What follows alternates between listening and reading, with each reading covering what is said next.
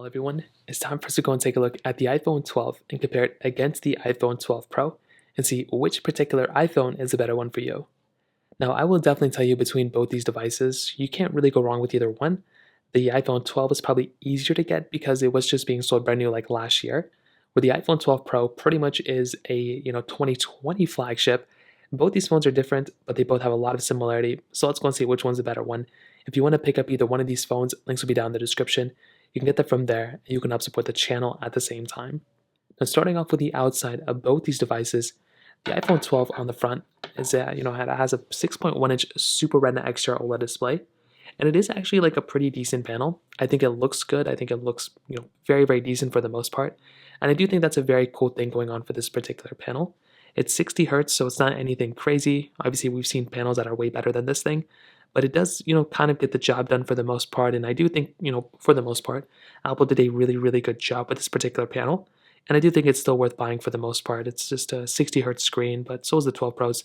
Notch up top, a little bit of bezel around it, but definitely not anything we haven't already seen before. The iPhone 12 Pro, on the other hand, you are essentially getting the same type of display. It's also 6.1 inches. It's also, 60 hertz. It's also a Super Retina XDR OLED display, and this type of screen is also very nice. I like this type of display because it looks very good. There's not really that much to hate on here. You obviously have the notch here, you have a little bit of bezel around it, but it's not really anything crazy. And like I said before, it's a good looking panel, and I still think it's completely worth buying for the most part. It's a good looking display, and like I said, there's not really that much to hate on here from that particular perspective either. Now for the rest of the bodies, you can kind of tell that between both, you're getting flat sides on both these phones, which is very nice. I like having flat sides. You're getting these volume buttons here, which is really cool, the ringer on-off switches. You have the SIM card trays in the very same spot as well. But you can see with the 12 Pro, you actually have this kind of reflective material, which is actually a very, very cool thing to have. The iPhone 12, you don't have that reflective material, but I do like that on the 12 Pro so much. On the top, basically nothing. On the bottom, lightning ports. You're getting the speaker grills right here too, which is super cool.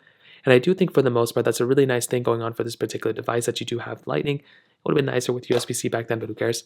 On the back side, you're getting your camera setups, dual camera setup on the 12, triple camera setup with a LiDAR sensor on the 12 Pro. That's another pretty good advantage for that type of device too.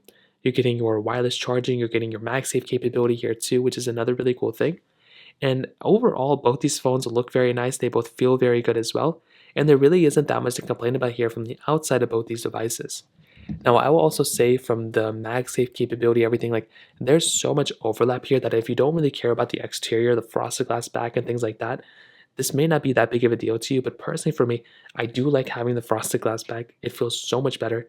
And that is definitely a way better feeling back than something like the iPhone 12. So that right there is like another minor thing to kind of keep in mind there too. But beyond that, nothing really else super crazy going on here. Now beyond that, with both these devices, you are getting, a long-lasting software support on both these phones. So as I, kind of said before, it's not like you're going to feel like one phone has like a way longer lasting phone than the other one.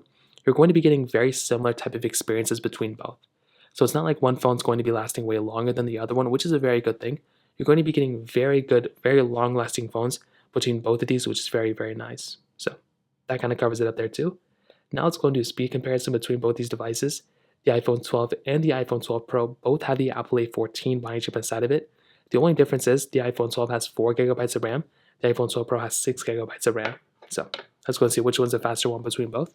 Okay, there we go. All the apps are clear in the background. 12 Pro's here, iPhone 12 is here. Let's get into it. Phone calls 3, 2, 1. Okay, basically the same thing. Music 3, 2, 1. And I have a feeling like they're probably going to be more or less the same, but you can see the iPhone 12 Pro actually was slower there. Camera, photos 3, 2, 1. Okay, about the same thing too. Camera 3, 2, 1. Okay, perfect. Let's go and do mail 3, 2, 1. The 12 Pro slightly faster. App Store 3, 2, 1. Okay, iPhone 12 was a little bit, I don't remember which one was faster there. I was kind of looking away. But scrolling through, you can kind of see that between both, kind of the same thing. So go and click at the top on both, and more or less the same thing as well. Kind of the same experience. Settings 3, 2, 1, and they're also both like 60 hertz displays. So you're not really going to feel like one is like insanely different than the other one. Top 1, 2, 3, 2, 1. I always felt like with 60 hertz, even if it's like a super fast 60 hertz phone, it does feel kind of different than like a 120 hertz phone, just kind of being honest. You can see with the 12 Pro here, definitely is giving you a faster experience, at least with this particular game. than with something like the iPhone 12. So with these bigger games and bigger applications, this is where you're probably going to start noticing bigger differences for the most part, just because this is a bigger, performing game. So it's always been one thing to kind of keep in mind here. You can see between both, kind of scrolling through, kind of checking it out, probably not that big of a difference. Hopping out of both of these, you can kind of see what else is going on here. Hopping out over here, we can get into another game. I don't know where all my games went on here. They're like all missing. Let's go and just hop out of here. Let me just get into this folder here. Let's do Subway Surfers, which I don't even know if I have. I don't even think I have it. We can try a different game. Let's try Snapchat, 3, 2, 1. Okay, iPhone 12 Pro again is the faster one there. We can try the Files application, 3, 2, 1. About the same thing too. Hopping back out over here. Let's get into Safari, 3, 2, 1. Two different types of websites, so let's hop out of here. Let's go and do Clock, 3, 2, 1. Okay, and overall, I'm definitely seeing that a device like the iPhone 12 Pro is probably more or less the faster one when it kind of comes down to it, which is kind of interesting. I was expecting them to be very similar because they have the same exact chipset, but that is not the case. You are basically getting overall, I would say, a little bit of a faster experience on something like the iPhone 12 Pro than the iPhone 12, which is very nice to have. I like having fast phones, and with something like the iPhone 12, it's still a very fast one for the most part, but I think the faster one is definitely with the iPhone 12 Pro. So that kind of covers it up there as well. Now, in terms of the camera on the back, you're also getting a little bit of a different experience here too. So like I said, dual camera setup on the iPhone 12, wide and ultra-wide camera. iPhone 12 Pro has a wide, ultra-wide, and telephoto lens. So that right there is a pretty big thing to keep in mind. You are overall getting probably the better sensor overall on the iPhone 12 Pro, mostly because it does have like a better camera. It has more lenses as well. So getting here, you can see that both of them are very, very, interesting. You can see with the iPhone 12, 0.5x zoom on the outside, and you're getting 5x zoom on the inside. It's not the craziest thing in the world, but it gets the job done for the most part. You're also getting video mode, slow mode, time lapse, photo mode, portrait mode, panorama mode. Pretty similar, interesting modes for the most part. So not anything super crazy here. With something like the iPhone 12 Pro, this is definitely, I would say, probably the better camera, just because you are getting everything the iPhone 12 Pro has and then some. You're getting, first of all, 0.5x zoom, which is the same, but you're also getting 10x zoom here too. So 10x zoom is very nice. I like having that. You have video mode, slow mode, time lapse, photo mode, portrait mode, panorama mode. You have a lot of good stuff here too, which is very, very cool. So this is something I really like with this particular device.